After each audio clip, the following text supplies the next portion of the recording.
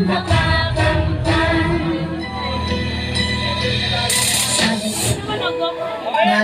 paglaki ko, gusto ko pong maging guro.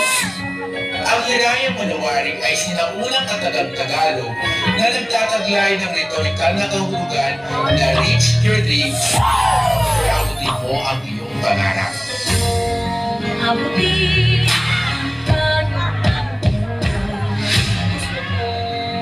sisiri ang lalim ng dagat. Gusto kong akyatin ang tuktok ng bundok. Tuklasin ang hiwaga sa puso ko'y bumabalot. Nay, malapit na ako sa pangarap ko. Nay, isa na mo akong dalang ng